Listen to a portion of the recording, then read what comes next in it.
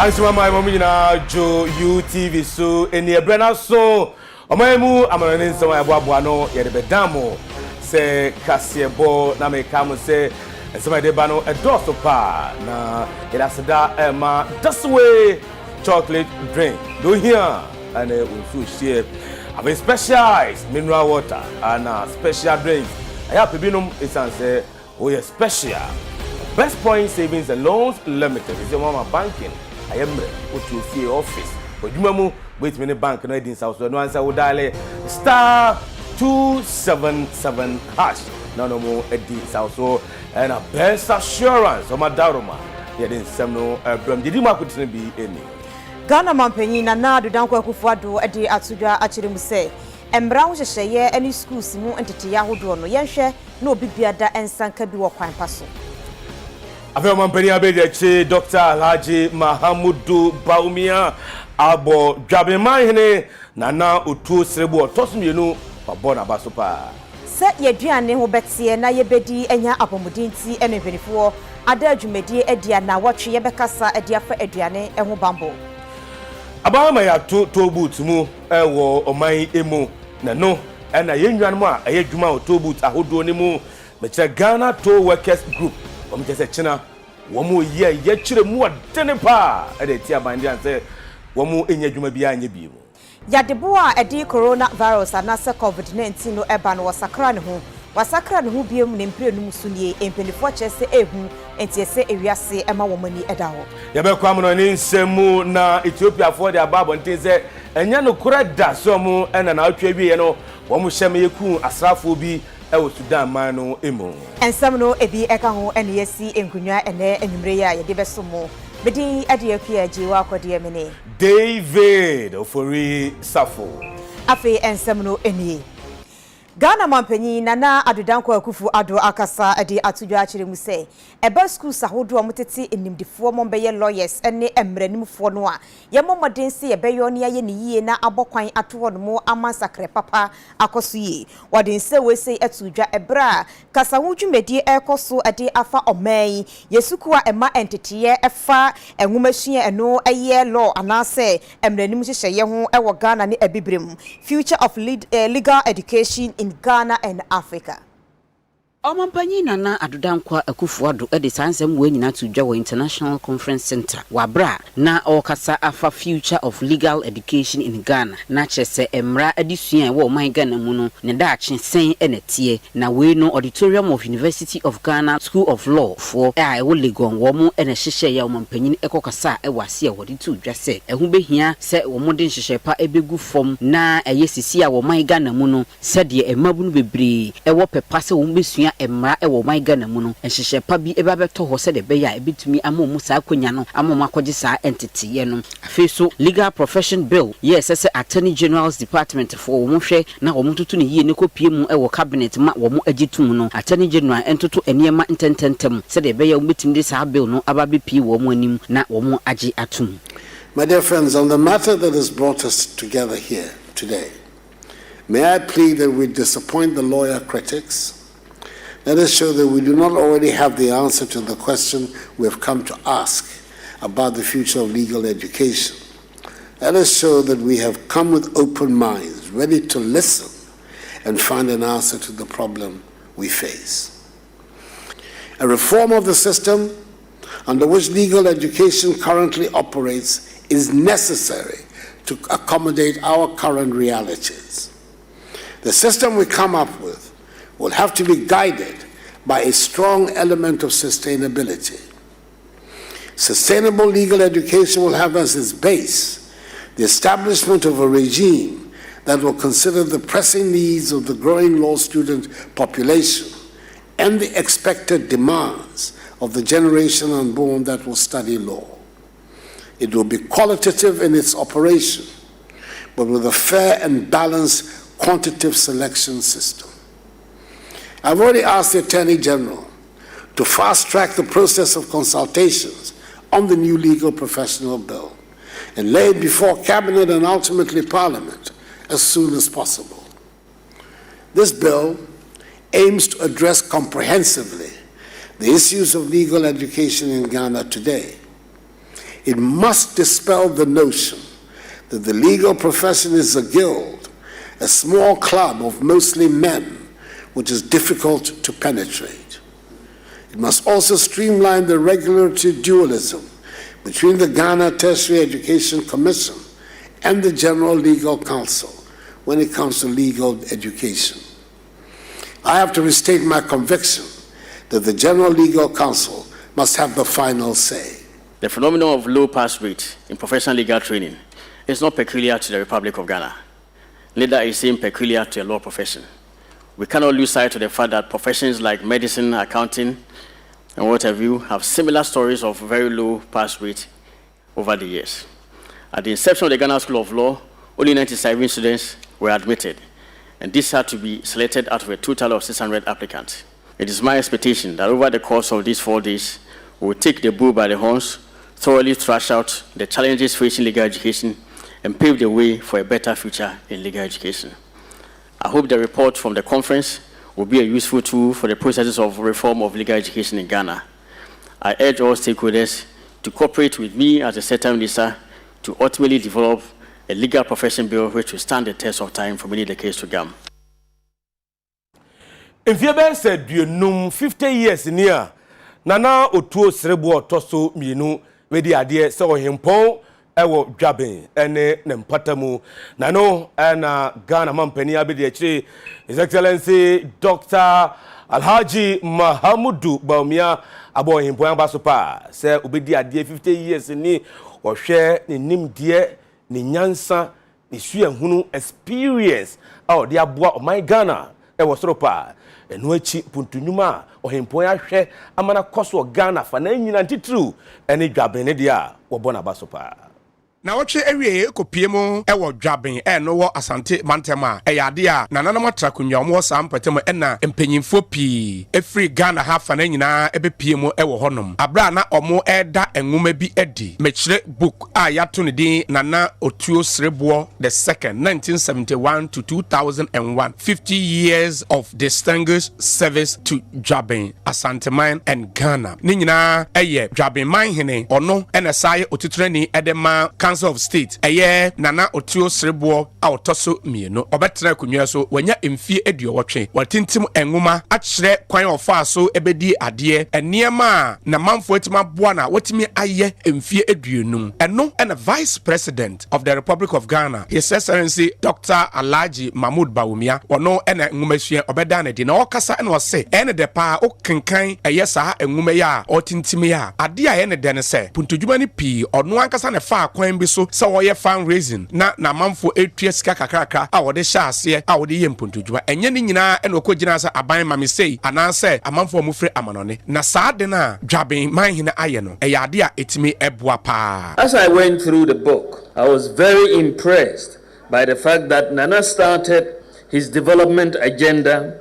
not by appealing to government or to donors, as is often done by many these days. A true and sustainable development is not what you do relying on the charity of others, but you led through a strategy of self-reliance by organizing harvests and raising funds and supporting same with the efforts of your people. He appealed to government only when the outlays were beyond the capabilities of the local folk. From these humble beginnings, we are all delighted to see Dwabin now as one of the most progressive towns in Ghana. His services as chairman of the Council of State of both the 7th and 8th councils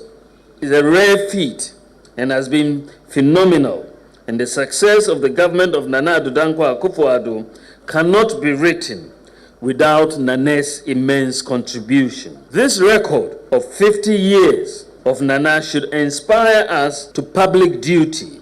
from the local community level to the national level. Nana Otuo Serebo otoso mienu sa nwuma ya watintimi enne se wadi emfie eduonum ewa kunwe so no ono so ekasa ekire mu sei ye gi ani ye furusane iri nyina no na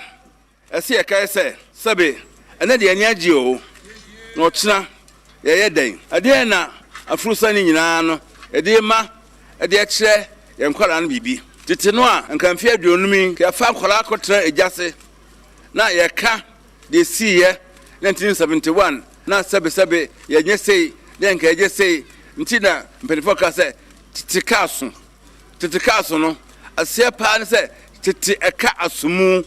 ɛnɛ nkɔlai so yɛ video yɛni adagye a yɛde trase kra na sebe obi aka bibi a kyerɛ wɔn nti tete hɔ kwan a ɛfa so yɛde tete nsɛm egyina hɔ no ɛsesa ɔka sɛ waka bibi ɔkyerɛ obi bɛka ɔka kra no a no de bi aka ho no yi bi afrim nti na kwan a bɛfa so aba de waka no akyerɛ hɔ de sɛ wori tuntum bɛbɔ fitaa so na mpanifo so tuntum bɔ fitaa so de a ɛne ɛwɔ hɔ a ɛtɛ hɔ afebɔ nti sɛ ɛbɛkyerɛkyerɛ wɔ nyinaa yɛde tuntum abɔ fitaa so sɛ tete ɛdeɛma no ɛyira Onimonyafo Shelley ayokobotwe ono na Osafo hwe amonone ensem so wakasa de atu edwa se Ghana ya krado aboa ye ho se ebe ya famudie biada aboa mempunti akoso na afensu nsakraye ahodo a ye wo ECOWAS ni EU kumu no ebe wiemudie odinsem wei atudwa ebra na bedwekomba beboa ahwe atu asoye ne fo no eso afremusai Asweye hwe amanane ho sem so Ministry of Foreign Affairs and Regional Integration na womo ade atodwa se emfie na edi omani mu no womo ade omani so ade hunu etodwa ebia dodo no a efa bambo ene asomdwe hu na sansem we nyina beto dwa wabra Osafo a oda asweye no ano onabo Shelley ayokobotwi ene afufuo bi ekohia mu a na womo Ministerial Advisory Board wa womo ekotoato adwen efa sa enema yi ehu na eno ena opanyi ede ba beto dwa se enipa dunsia no womo eka ho bia wono ene ye otitinani eda womo ano no womo eba be ya dwumaden pa aboa ma Ghana ha ya hye so ede ya mana ne ho nsensem ene nkitahudi a eda ye ne aman foforo ho ntam nyina no womo ahyemu kena na atumi aboa ama omayi afadentoma pa afra of the rich experience, expertise and skills possessed by our Ghanaian nationals resident abroad for national socio-economic development. The Ministry, in collaboration with the Diaspora Affairs Office at the Office of the President and the National Service Secretariat, has facilitated the process for the second and third generation Ghanaian diaspora to undertake their national service in Ghana. This is expected to assist in integrating them into the Ghanaian society and to offer opportunities to transfer their skills and share their experiences with the youth. The Year of Return, which was launched in 2019 to commemorate the 400th anniversary of the arrival in the United States of America of the first 20 West African slaves, proved to be a joyful and enlightening experience for Ghana and the African diaspora. Despite these achievements attained by the ministry during the last 4 years, collaboration with relevant institutions will seek to address the challenges threatening the peace and security of the sub-region, including the Sahel and jihadist issues, maritime cross-border crimes, as well as terrorist infiltration through the northern borders of the country. Our priority areas for the next 4 years are in the areas of regional peace and security and multilateral relations. Also enhancing Ghana's international image and influence and economic diplomacy. On regional peace and security, the ministry will continue to provide leadership for the implementation of the reform agenda of ECOWAS and the African Union, which intends to enhance efficiency and cost effectiveness.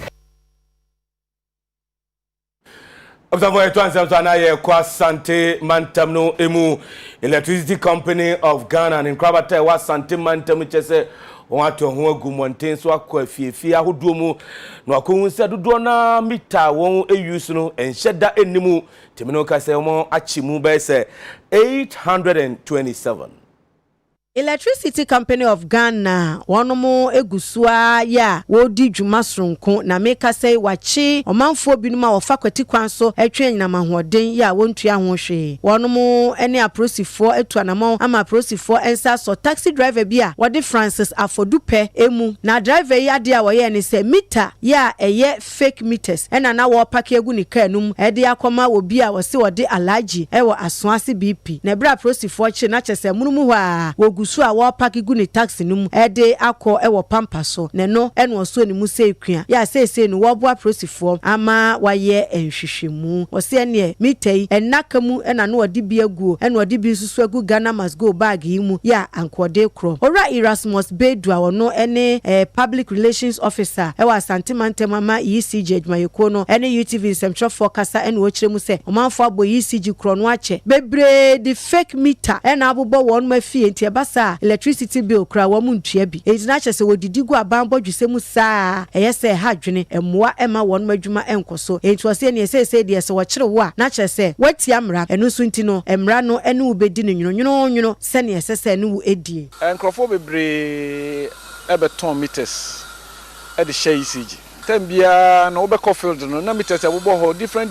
bebre o hwa wunya nipa crunch no e na o me de bobo ho nso so a in the first place o makoton meter no o me de bobo ho no o man kan kire anase enye ECG meter nti eni en system nti o mo so kan ne kwa na yankopon me your surveillance on the ground ti anopay e na papa ya ujama nchen o loadu meters we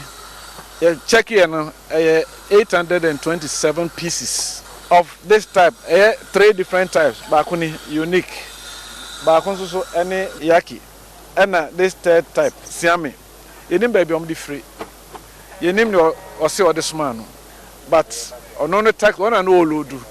and any police for koya yankopon adme yansa kan ye bese e bo abdawro kira man for say adwuma na ye no e Ghana fo adwuma yenyina ye adwuma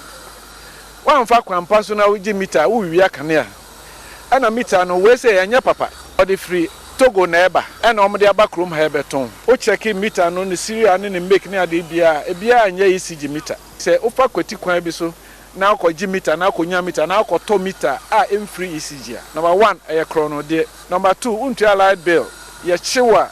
e criminal offense enti papai ya den be fa kwan bia so a mra kwan so na aban ne de nyonyonyo taxi driver Francis Afodupe enso so any UTV Central for Kasai e kan ne awonim e fa nsem ne ho me wo pampa so bia me fa ne nuama e na ofre me se ne nuama ba me beji mbre no mo yi frafra wo kam e na mo yi gu e fom enti o mo frɛ me se me fa nuama no enti me fa nuama no gu ka no mu wie na a police for no buy enu kra na me lodu e na mo bi sam se di ade na wo and say me nim ade kura ewo and omo bie so hwe and omo say meter and omo bi say me say kwan dia and me say large dia and omo di free officer we so ombra and officer no buy ya omo di maba ahase. Food Safety Campaign Week no eye na watch ya de esi wono ma ye bonto akasa de afa yenuane ahodo no na eya so ye hwe nkron kitwa ni kwase mpuntuo so na edi animu ama dwumadie no akoso eya futuo eno mode ema ye se ye kodwom akwa akoto aduane a yenya hwe ye esanse no ni ade ekoyemu na se eye ewudura ebeku ye ntem so pa. Sajumadi we no a Ministry of Local Government and Rural Development for ena shasi a womo apa honto a watu ndin se Food Safety Awareness Campaign na chese wo mbebo aduane ho de Europa e wo my Ghana mu se de be ya wukotobia wani aba ho so ne watimi atode ye papa na eno ne nam so ema Chief Director ema asuyeye Mariam papa e de atodwase eho behia se wo mbetimi abosa dawru no ebise aduane a efiri afuo mu ya ebepie mu e wo adwaman so eye edwam e de bikoye kitchen konoa na ye wie ye die no ehu hia papa wapomudin ebedi mu ani nyina no egina saa ne ma no eso enunti no na ehu hia se wombebo hu dawru na wokwa kotobia watumi ama wani ada wo so expiring date anase de ense ne emfata no wankwa nkoto se de be ya wapomudin ebeto ape enunti bronya ebebai na ehu be hia se wombe saa campaign no na Ghana fo nyina ani ada wo ho so na wokọ akotobia waye ahweyi efise wanhweyi a na obi di asokwan ada ne wachenchina. Food Safety Awareness Campaign under the theme say food, safe food for now, for a healthy tomorrow. And so what we are trying to say is that from now to Christmas, it becomes part of, food is the whole social event. And so yes, say make sure say and making sure say handling well. Share gloves. make sure that you cook it under hygienic conditions. Aduane be a terrible why you call events na a salad. It's in the sun the whole day. It's not right. So when you say program now baby area and you don't have the right equipment to store the food, to keep such food cold now, and you don't do it. Come up, there are other options of food that can stay longer in the heat. So we want everybody to ensure that we practice food safety. Enuachi ena president Emma Greater Accra Market Association, Madam Mercy ni Afrowa Jan Edibetu Jose, ono so eni nkrofo akasa ni kuma akasa se womo emo mani enna ho na aduane a ense na emfata no womo ama meton wo edwanum. Problem no majority free Osafo no na free aduane na omo koto no eni baby a omo to no. Nti ye hwe ho ye because ye nim say ye wa Greek extension officers bebre. Nti esa omuntumi sasa ni amana no ansa na ebedru nkran sakakra na osika betumi ato na ye se bi ato chendi obekwa akopɛ ne bebre a obenya yefu yare nti uhwe ye kura obehwe ye nkwa ne krakra no na mayor Emma Accra honorable Elizabeth Saki tewia nso edi tudwa se enche bia ye bebɔ modern se ye be ye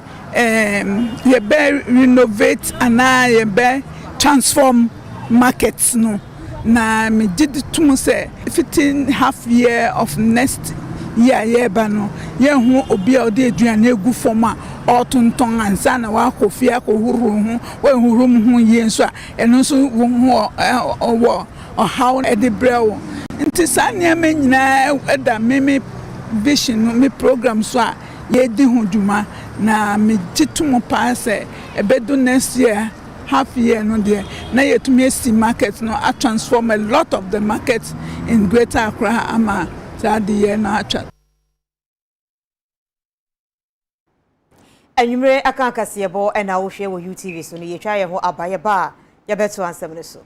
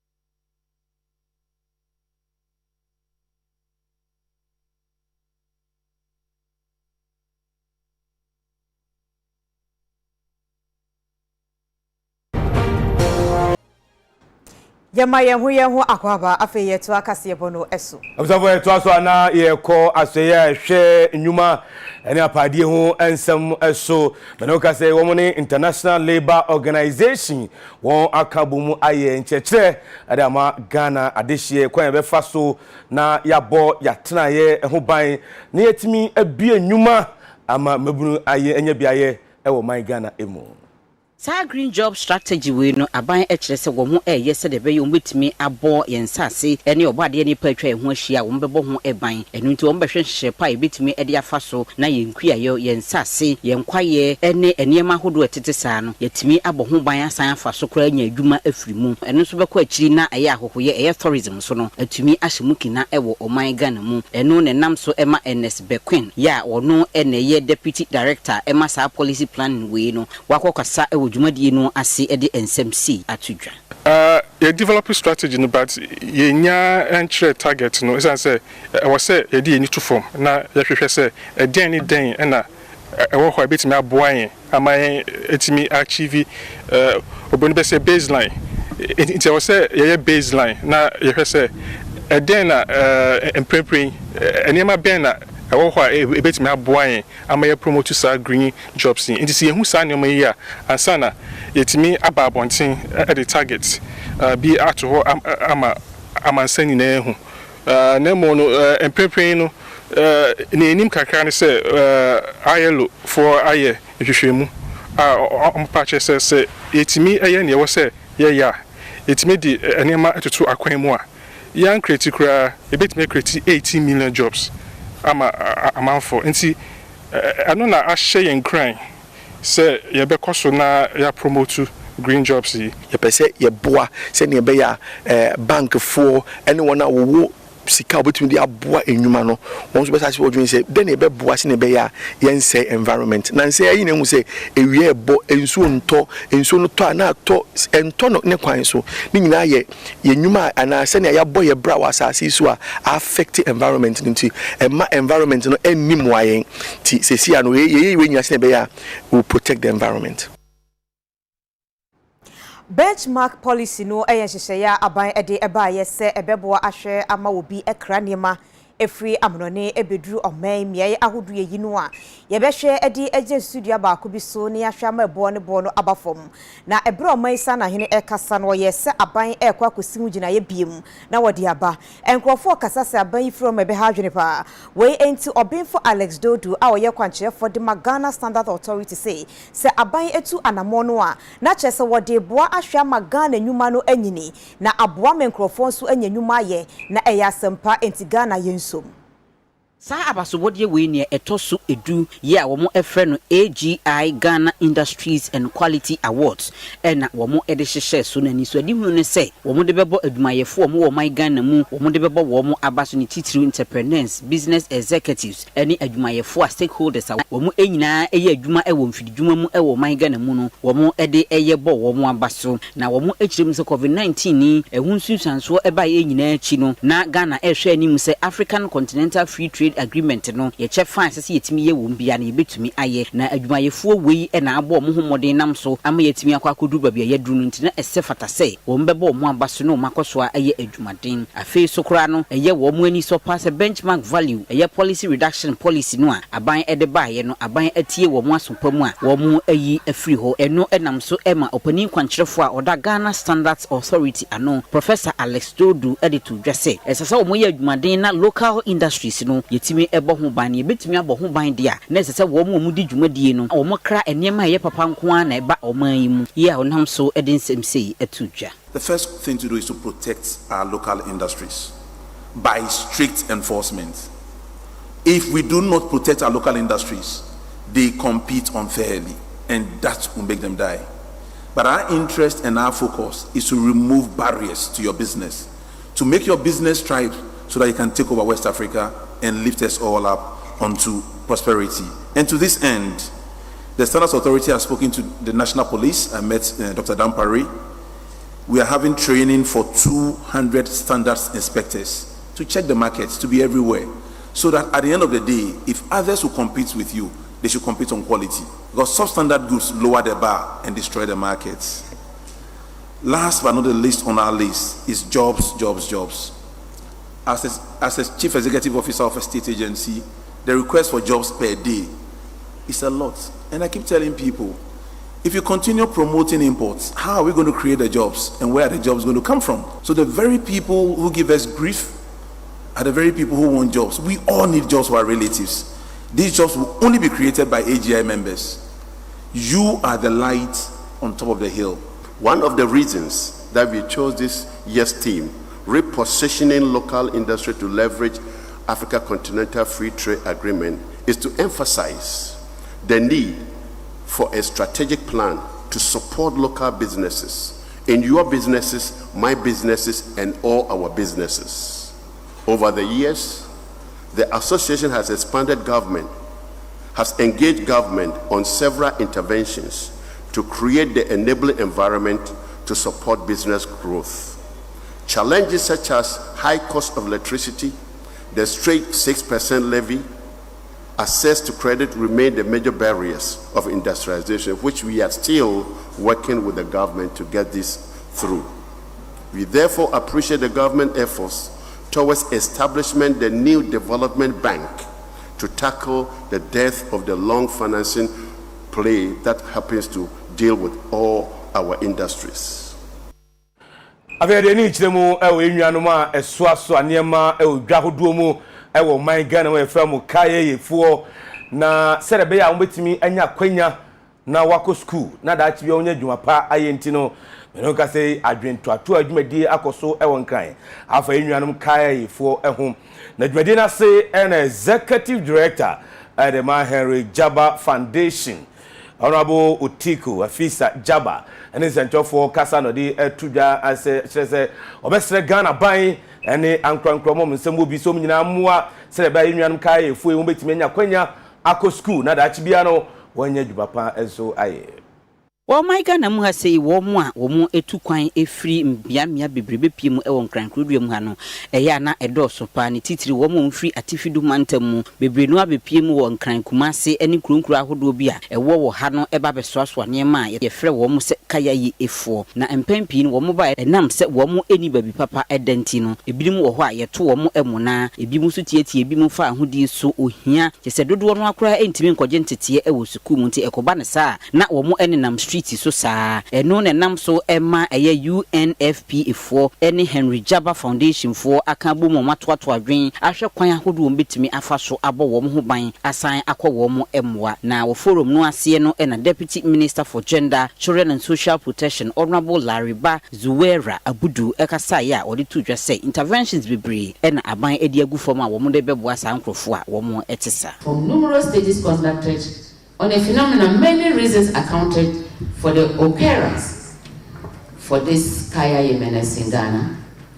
But the common ones that we have studied, I would say poverty, lack of education, lack of ignorance also is part of our Ghana. Peer group influence, come to Accra, there's job opportunity for you. Then, broken homes. Just to mention a few, and also our girls also are looking for greener patches that are not there in Accra.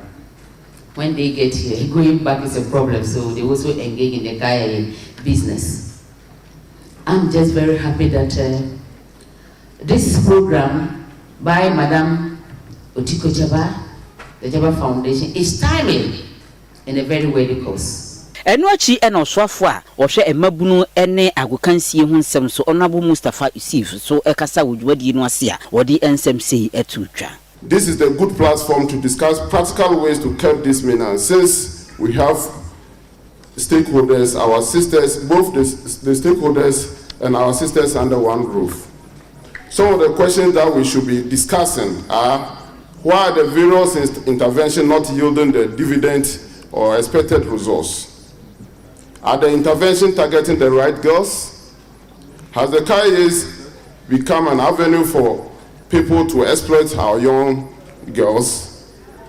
What do the girls expect from the stakeholders? And what can stakeholders offer them? These are questions I want us to be pondering and be discussing as we go to the breakout sessions. These, among other questions, when addressed, will be guided to design the future intervention. Say, Yebekoso, aye porter ejumana. You be here, secretariat. Near here, the modernization of our markets to make sure, say, market will be me a fat trolley. Oko abrotre baby a who sen croford the trolley in the ejuma. Who so be swa, ubi niema wonitiso. Inti ya wase eno, and ye pesi yejai. To modernize the work. Near friend no head porter set was swanema. Obit me a porter or you su trolley. Inti ya say drop the pan and the dear, and ya dear a boawom. Akola we di 6 no swa sa pan ni bayere obi di 8 obi aya brewa no da so swa, but at the end of the day oni pension plan oyare a eno ano no. Yes, I just so ahome abaye ba ye beto akase bone so.